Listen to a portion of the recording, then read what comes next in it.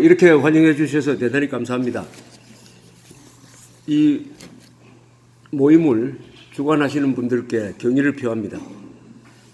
더구나 요사이 박정희 대통령 지우기가 열심히 이 분위기에서 박정희라는 위대한 이름을 지키기 위해서 이렇게 애쓰시는 분들은 반드시 이 대한민국으로부터 이 보상을 받지 않을까 생각을 하고, 그 전에 좋은 일을 하면은 다 마음이 편안해지고 본인뿐만 아니라 가정과 후손들까지 다 잘 될 것이라고 생각을 합니다.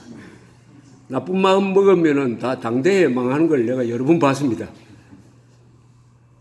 저도 주말에 2박 3일 예정으로 여행을 했는데 1박 2일로 끝났습니다만은 어딜 가나 박정희 대통령 흔적이 남아 있습니다.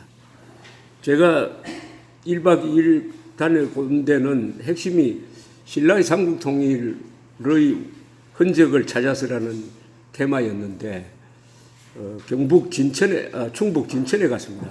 진천은 누구 고향인지 아십니까? 진천은 김유신의 고향입니다. 고향이라기보다는 태어난 데입니다. 김유신은 고향이 김해죠. 김해. 김유신은 가야 왕족의 후손인데 가야가 나중에 신라에 통합되면서 신라의 장군이 된 거죠. 진천에서 태어났습니다. 삼국 통일의 세 주인공이 있습니다. 외교를 통해서 나당연합을 만든 김춘추, 태종무열왕, 그 다음에 군사 부분을 맡았던 김유신, 그 다음에 통일을 완성한 문무왕, 이 세 사람이죠. 그 다음에 어딜 갔느냐 하면은 진천에는 나중에 언제 한번 시간 있으면 한번 가보십시오. 진천에 통일대탑이라는 아주 근사한 탑이 있습니다. 이 비구니 승려분들이 돈을 모아서 만들었는데 한 45m 되는 우리나라에서 목탑으로 가장 큰 탑입니다. 신영운이라는 유명한 목수가 만든 탑인데 왜 만들었느냐? 통일을 염원을 해서 만들었다고 합니다. 그런데 그 옆에 보면은 고려시대 때 돌비석이 있습니다. 백비라고 그래요. 백비. 아무것도 쓰여지지 않고 그냥 하얀 채로 남아있는 비석이 바로 그 옆에 하나 있습니다. 속설에 의하면은 앞으로 큰 일을 하는 사람을 기록하기 위해서 남겨놓았다는데, 제가 보기에는 남북 통일을, 자유 통일이 되어야 되겠죠. 남북 통일을 완수하는 사람 기록을 남기기 위해서 바로 거기 비워놓은 것 같은 생각이 들었습니다. 그 다음에 충주호로 갔습니다. 충주호에 가면은 경치가 좋은 데가 있습니다. 장회나루라는 데가 있고요. 거기 보면 다리가 옥순봉대교라고 있습니다. 충주호에 가면서 여러 생각을 했습니다. 요새 이명박 대통령이 4대강 사업을 잘 했는데 오로지 이명박 대통령이 했다는 것, 그거 하나 가지고 지금 볼을 없애고 난리를 피우고 있는데, 이 4대강 사업의 원조는 박정희 대통령이죠. 박정희 대통령의 여러 업적을 이야기를 할 때 보통 중화공업 건설, 새마을 운동, 고속도로, 항만 등 인프라 건설 등등 여러 개를 꼽는데, 가장 중요한 것 중에 하나가 좀 놓치고 있는 게 이게 4대강 유역 개발 계획입니다. 4대강 유역 개발 계획. 4대강 유역 개발 계획이 없었으면은 지금 여러분들은 아마 제한급수를 하고 공장도 제대로 돌리지 못하고 농사도 제대로 짓지 못해가지고 우리 생활이 상당히 각박했을 것이라고 생각합니다. 흔히 우리 물 부족 국가라고 그러는데 우리 생활에서는 물 부족 별로 안 느끼죠. 이게 4대강 유역 개발이 성공한 덕분입니다. 그런데 4대강 유역 개발이 새삼 이게 위대한 사업이었다고 생각되는데, 제가 박정희 대통령 일기를 카피한 게 있어가지고 보다가 1971년 3월 3월 어느 날에 일기장에 메모한 기록이 하나 있었어요. 이분은 한글 전용을 주창을 했는데 본인은 다 이 한자로 씁니다. 메모할 때. 4대강 유역 개발 재원 해가지고 이렇게 한 장에 메모를 했어요.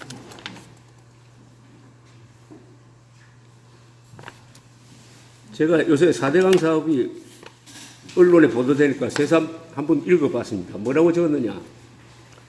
유역 인구 1876만 명, 전국의 61.7%, 면적 6.1만 평방킬로미터, 전국의 63.7%, 경지 면적 124만 헥토아르, 전국의 53.8%, 그 중에 밭이 55.9만 헥토아르, 전국의 54.4%, 답, 논이 68만 헥토아르, 52.8%, 이렇게 아주 폐알까지 적었습니다. 홍수 조절 때 물 11개를 만든다. 용수 공급을 현재 38억 6천만 톤에서 110억 4억 톤으로 2.9배 늘린다. 수리 안전답을 현재 70%에서 88%로 늘린다. 공업 용수를 36만 톤에서 179만 톤으로 늘린다. 황폐한 산은 100% 일소한다. 공사 기간은 10년으로 한다. 1971년에서 1980년까지. 공사에 투자하는 돈은 3,140억 원, 내자 2,565억 원, 외자 1억 7,900만 달러. 식량 정산은 현재 48만 톤에서 336만 석으로 한다. 목리 면적 27만 헥토아르. 이렇게 적어놨어요. 그래서 제가 그럼 이 사업이 어떻게 됐느냐 해가지고 민족문화 백과사전이라고 있는데 거기에 4대강 유역사업 10년 동안 어떤 결과를 냈는지 그 기사를 카피를 해가지고 이거하고 딱 대조를 해봤더니 딱 이대로 됐어요. 댐이 하나가 더 늘었어요. 11개 댐이 12개 댐이 됐습니다. 그것 말고는 전부 이게 다. 그러니까 이 메모가 이게 위대한 메모 아닙니까? 이 메모대로 이분이 여기 한 장 메모한 대로 세상이 바뀐 겁니다. 국토가 바뀐 거예요. 우리가 비행기 타고 내려다 보면 호수가 많지 않습니까? 한국이 마치 물이 풍성한 나라처럼 된 거 아닙니까? 여기 12개 댐 중에서 대구 사람들이 의존하고 있는 댐이 안동댐이겠죠? 안동댐은 1977년에 준공이 되었는데 담수량이 어느 정도인지 아십니까? 담수량. 댐은 담수량이 제일 중요하잖아요. 12억 톤입니다. 12억 톤. 우리나라에서 담수량이 제일 많은 댐이 어디입니까? 예, 소양댐이죠. 이거 70년대 만들어진 댐인데 이게 29억 톤입니다. 며칠 전에 제가 방문했던 충주호가 다음입니다. 27억 톤. 세 번째가 어디냐? 세 번째는 박정희 대통령이 만든 게 아닙니다. 어딜까요? 평화의 댐입니다. 평화의 댐 25억 톤 담수량이. 네 번째가 금강을 막은 대청댐 15억 톤. 그 다음에 안동댐 12억 톤. 이렇게 되어 있습니다. 어마어마한 양의 물을 지금 담아놓고 있습니다. 그런데 이 계획서 한 장을 보면은 박정희 대통령이 어떤 분이냐 하는 걸 잘 알 수가 있습니다. 이분은 댐을 만들면은 이것을 다용도로 이용하려는 생각을 갖고 있습니다. 농업용수뿐만 아니라 공업용수, 그 다음에 식수로 사용하고 그 주변 지역을 산림 녹화를 하고 해서 자연 파괴가 되지 않도록 이렇게. 근데 제일 놀라운 건 뭐냐? 이겁니다, 바로. 공사비가 3,140억 원. 3,140억 원. 그 사이에 물론 물가 상승률까지 감안하더라도 3,140억 원이면 요새 공장 하나 짓는 값입니다. 아니, 여러분들이 잘 타는 보잉 747, 그 도입 가격이 3억 달러입니다. 보잉 747 하나 사는 것으로 댐을 12개를 지었습니다. 이게 가능했던 것은 이 시대가 바로 개발연대의 시대니까 토지 수용령을 발동해가지고 마을 몇 개가 그 물속으로 들어갔는데 그런 마을은 뭐라고 불렀습니까, 우리가? 수몰지역이라 그랬죠. 수몰지역. 충주댐은 평균 수심이 91m입니다. 그러니까 그 밑에 마을이 여러 마을이 들어갔죠. 우리 요새 댐 지으려면 그거 가능하겠습니까? 동강이라고 영월 근방에 있는 거기에 꼭 댐을 하나 지어야 되는데 그거 결국 짓지 못했습니다. 그러면 이 70년대죠. 70년대 10년 동안에 이 댐을 짓지 못했으면은 80년대 못 짓습니다. 90년대 지금 더 못 짓죠. 못 지으면 어떻게 됩니까? 물 부족, 공장 제대로 돌릴 수 없고 농사 제대로 지을 수 없고 우리 이런 생활 할 수가 없는 것입니다. 얼마나 돈이 적게 들었습니까? 그것은 타이밍을 놓치지 않았기 때문이죠. 박정희 대통령이 연설할 때 보면은 시간이 없다는 이야기를 많이 합니다. 선진국이 그동안에 산업화를 해가지고 우리보다 다 앞서가고 있는데 우리는 지금 막차를 탔다. 이거 놓치면 큰일 난다. 선진국으로 갈 수 있는 마지막 찬스다. 마지막 찬스였죠. 그때 10년을 놓쳤으면은 우리는 지금 잘 했을 경우에 말레이시아나 타일랜드 수준이 됐을 겁니다. 제가 말레이시아, 타일랜드를 비하하는 게 아닙니다. 말레이시아, 타일랜드는 세계 여러 나라 중에서 열심히 잘하고 있는 나라입니다.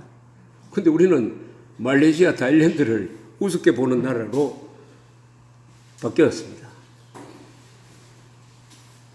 어제는 고속도로를 이용해가지고 오다가 추풍령 휴게소에 들렸습니다. 추풍령 휴게소에 가면은 그 탑이 하나 있어요. 경부간 고속도로 준공 기념탑이라고 있습니다. 혹시 가보신 분 있습니까? 네. 아, 거기 가보신 분 계시네요. 보통 안 들리는데 조금 언덕 위에 지어놨습니다. 거기서도 제가 가서 보고 사진도 찍고 제 유튜브에 올려놨는데 그 경부고속도로 건설비가 얼마인지 아십니까? 340억 원. 400 몇 킬로 뚫는데 340억 원이었습니다. 340억 원. 요새 중소기업 공장 하나 짓는 겁니다. 그걸 지금 뚫으려면 얼마나 들겠습니까? 이게 아까 이 4대 강규역처럼 가장 빨리 했기 때문에 값이 싸진 거죠. 빨리 했기 때문에 값이 싸진 겁니다. 그러니까 박정희 대통령은 빨리 해야 된다. 속도가 제일 중요하다. 졸속이라도 괜찮다. 일단 뚫어놓고 도로가 문제가 생기면 수리하더라도 일단 뚫어서 물류를 해소해야 된다. 도로만 뚫어놓으면 그것이 경제개발의 원동력이 된다 하는 것을 안 부립니다. 시간과 싸움에서 이겼죠. 그러니까 뭐 무리가 좀 생기겠죠. 시간 단축에는 문제가 생깁니다. 그러나 문제가 생긴다고 해가지고 고속도로를 1960년대 말에 안 뚫고 2000년대에 뚫었으면 어떻게 되겠습니까? 이걸 보면서 박정희라는 분의 입체적 감각, 박 대통령이 이 헬리콥터 타고 시차를 하면 이런 소감을 이야기하기도 했습니다. 하늘에서 내려다 보면 꼭 내가 그린 그림을 보는 것 같아. 내가 그린 그림. 이 대한민국이 박정희가 그린 그림입니다. 그린 그림. 그런 걸 새삼 느꼈다는 말씀을 합니다. 그래서 박 대통령의 업적을 이렇게 한번 꼽아볼 때 저는 4대 강유 개발은 별로 신경을 안 썼어요. 요사에 보니까 이게 중요하다는 것이 재발견되는 겁니다. 그러니까 박정희라는 사람은 워낙 한 일이 많기 때문에 보는 사람에 따라서 다 달리 보입니다. 달리 보입니다. 그 시대에 따라서 또 달리 보여요. 박정희 대통령이 한 업적을 한번 같이 한번 꼽아 봅시다. 뭘 제일 1번으로 꼽아야 될까요? 이것도 사람마다 다 다르겠죠. 저는 중화공업 건설이라고 생각합니다. 중화공업 건설. 70년대 유신 시절에 독재한다고 욕먹을 때 국력을 집중 투자해가지고 건설한 6대 핵심 전자산업, 조선, 자동차, 비철금속, 그 다음에 제철, 그 다음 조선이죠. 이게 지금도 한국 먹여 살리고, 석유화학, 석유화학. 이게 한국을 먹여 살리고 있는 거 아닙니까? 한국이 세계 5대 공업국이라는 거 잘 아시죠? 5대 공업국입니다. 미국, 중국, 일본, 독일, 프랑스, 한국인데 요새는 한국이 아마 프랑스보다 공업 생산량이 더 많아졌을 겁니다. 대단한 거 아닙니까? 산업화를 가장 늦게 한다는 겁니다. 산업화. 두 번째는 뭘까요? 보통 새마을 운동하죠. 중화공업 건설 다음에는 새마을 운동. 새마을 운동도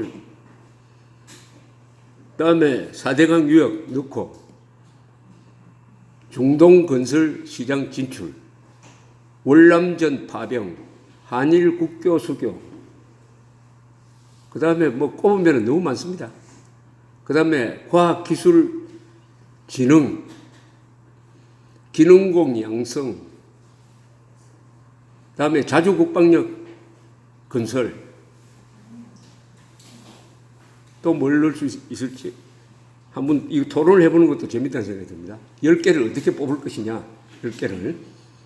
산림녹화, 산업화와 산림녹화를 동시에 한 유일한 나라죠, 한국은. 산업화와 산림녹화에 동시 성공했다. 어떻게 가능했느냐? 박정희 대통령의 머리입니다, 머리. 박 대통령이 무슨 일을 할 때 계획을 세우고 집행하는 과정에서 문제를 이분은 입체적으로 보는 사람입니다. 댐을 하나 만들어가지고 그냥 홍수 조절 기능만 하면 되지 그렇게 생각하는 게 아니고 이왕 댐을 만들 바에야 댐 만들어가지고 발전하고 고압용수 공급하고 상수도 그 주변에 관광지로 만들고 산림녹화하고 이런 걸 다 종합적으로 보는 사람이에요. 박정희 대통령은 이 스케치를 잘하는 사람입니다.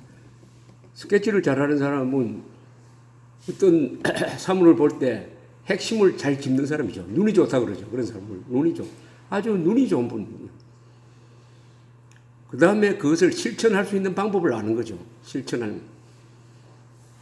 박정희 대통령은 일을 할 때 어떤 문제의 본질을 정확하게 파악을 하니까 아무리 복잡한 문제라도 요 손바닥 위에 놓고 일을 했던 것 같아요. 상황을 장악하는 거죠. 어떤 복잡한 문제라도 지도자가 이 문제의 본질은 이거다. 문제가 생길 때는 이렇게 해결하면 된다. 라고 알게 되면 자신이 있습니다. 자신이 생겨요. 당황하지 않습니다. 문제가 생겨도. 박정희 대통령은 그걸 안 사람입니다. 그래서 박정희 대통령을 CEO로서 연구하는 사람이 좀 드물어요. 박정희 대통령은 여러 얼굴을 갖고 있습니다. 혁명가로서의 얼굴, 교사로서의 얼굴, 군인으로서의 얼굴, 정치가로서의 얼굴, 저는 CEO로서의 얼굴, 이걸 앞으로 연구를 해야 되는. 박정희가 큰 조직, 국가라는 큰 조직을 가장 효율적으로 운용해서 이런 성공을 거두었다고 한다면 거기에 이분만이 가지고 있는 비결이 있을 겁니다. 비결. 그걸 제가 정리해가지고 오늘 드린 교환에 있으니까 그걸 한번 참고로 해 주시기 바랍니다. 그 비결은 국가를 운영할 때도 필요할 뿐만 아니라 회사를 운영할 때도 아니 계모임을 운영할 때도 쓸모가 있는 내용이 거기 들어있을 것이라고 생각을 합니다. 그건 한마디로 딱 이거다라고 이야기할 수는 없어요. 대충 읽어보면은, 요거는 내가 좀 참고를 해야 되겠다 해가지고 써먹을 수 있는 부분이 있습니다.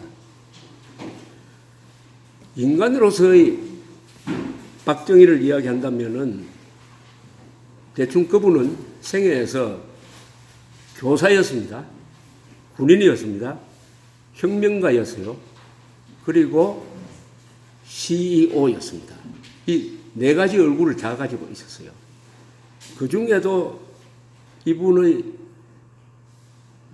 가장 큰 특징은 교사가 아닌가 하는 생각이 듭니다. 교사적 군인, 교사적 혁명가, 교사적 CEO입니다. 교사의 품성. 대구사범을 졸업한 다음에 문경에서 한 3년 동안 교사 생활을 한글로 끝나는 것이 아니라 그 다음에 장교 생활을 할 때, 지휘관 생활을 할 때, 혁명을 할 때, 무엇을 할 때든지 이 사람은 가르치려고 했습니다. 부하를 가르치고 국민을 가르치고 기능공을 양성하고 과학기술자를 우대하고 이 가르치려는 마음이 있었어요. 저는 이 부분에 대해서 나는 죽었다 깨나도 못 따라가겠구나. 가르치는 게 얼마나 힘듭니까? 가르치는 게. 저는 외손자도 못 가르치는데 가르친다는 마음이 왜 생기겠어요? 그것은 인간에 대한 사랑이죠. 인간 애가 없으면 가르치려는 마음이 안 생깁니다. 가르치는 게 얼마나 귀찮지 않습니까? 귀찮아요. 가르치면 또 기분 좋게 받아들이는 사람이 있습니까? 가르침을 당하는 사람은 다 좀 반발하는 심리가 있는 거 아닙니까? 그걸 끊고 가르치는 것. 위대한 교사였습니다. 교사. 그런데 세계 역사를 보면 교사적 품성이 있는 사람이 위대한 인물이 됩니다. 그냥 훌륭한 사람과 위대한 인물의 차이는 교사입니다. 교사적 정치가냐